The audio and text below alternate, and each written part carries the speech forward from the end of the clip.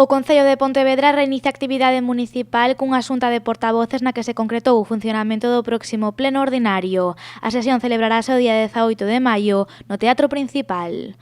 A nosa idea, e creo que a de todos, e tamén da oposición, é que se poida celebrar en pleno presencial para que poida facelo presencialmente e, se non, pois, garantizar que se poida facer telemáticamente para xente que, por razóns distintas, non poida ter unha presencia no pleno.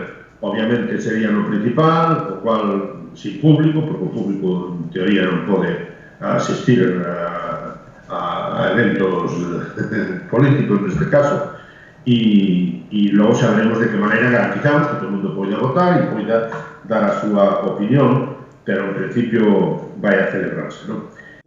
O Goberno municipal pon o foco no día despois da pandemia. Tras aprazar a paga de impostos, o Concello baralla agora a posibilidade de facer unha rebaixa nas tasas cando remate o estado de alarma.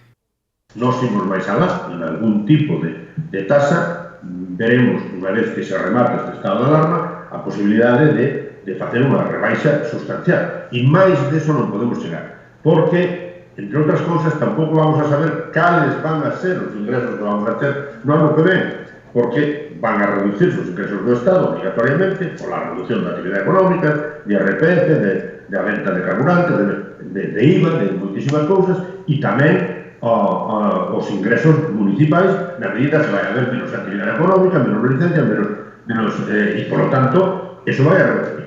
Nós temos que ser responsables.